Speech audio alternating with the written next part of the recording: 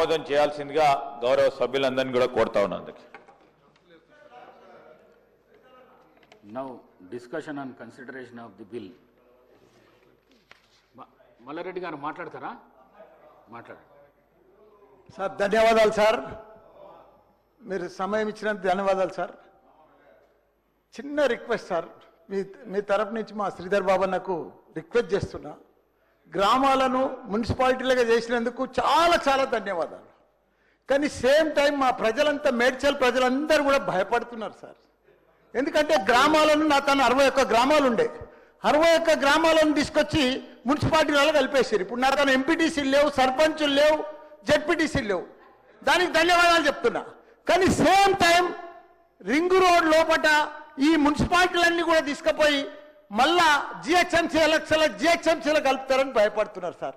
అదొక్కటి రిక్వెస్ట్ చేస్తున్నా మీ ద్వారా శ్రీధర్ బాబు గారిని, ఒక మాట ఇవ్వమని సార్, జిహెచ్ఎంసీలో కలపమని, ఇదే మున్సిపాలిటీలు ఉంటాయని చెప్పమని సార్, ప్లీజ్ దయచేసి సార్.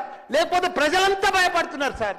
అవన్నీ గ్రామాలకు వెళ్ళి ఇప్పుడే మున్సిపాలిటీలు చేసిండ్రు, మళ్ళీ వెంబడే ఫిబ్రవరి మార్చిలో జిహెచ్ఎంసీతో పాటు అవి కూడా జిహెచ్ఎంసీలో కలుపుతారని భయపడుతున్నారు. అదొక్క మాట ఇవ్వండి సార్, మీ ద్వారా రిక్వెస్ట్ చేస్తున్నా సార్, నా ప్రజల తరఫున ప్లీజ్.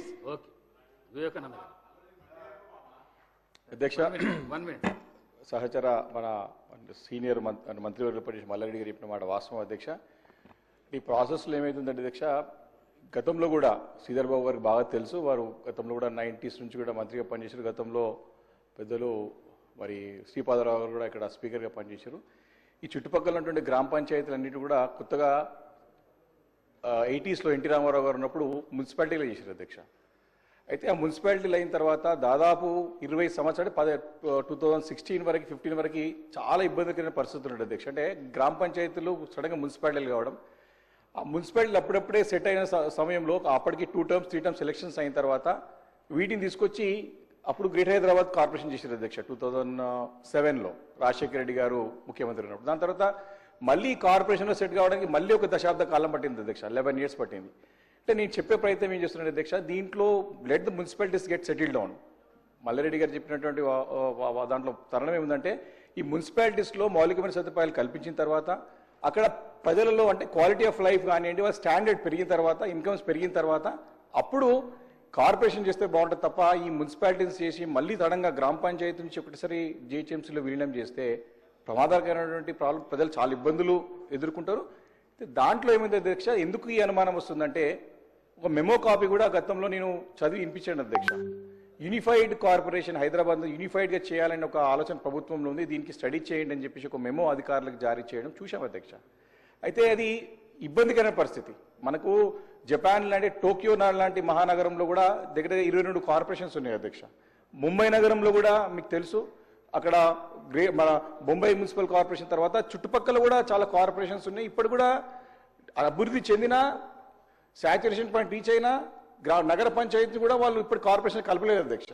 కాబట్టి నా రిక్వెస్ట్, నేను ప్రభుత్వాన్ని నేను కోరుతా ఉన్నాను హైదరాబాద్ నగరంలో, ఎందుకంటే సరే అక్కడ ధరలు పెరిగి ఉండొచ్చు, కానీ మనకు ఒకటేసారి మనకు సిస్టమ్ సెట్ కానప్పుడే ఇప్పటికే ఓఆర్ఆర్ వరకు హెచ్ఎండబ్ల్యూఎస్ని విస్తరిస్తామని చెప్పినారు, కానీ స్టాఫ్ లేదు.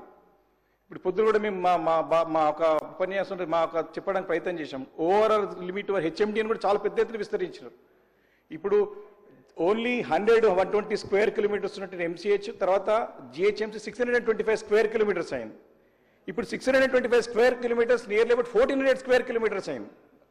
10% అటు ఇటు ఉంటుంది.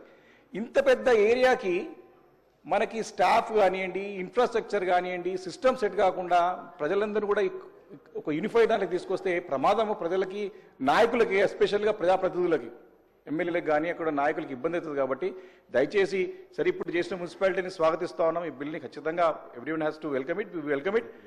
అట్ ద సేమ్ టైం దీన్ని మీరు భవిష్యత్తులో కార్పొరేషన్ చేసే ప్రయత్నం చేస్తలేరు, కానీ మాట ఏమని అదే అడుగుతున్న అధ్యక్ష. మరి శ్రీధర్ బాబు గారికి అన్నిటిపైన అవగాహన ఉంది.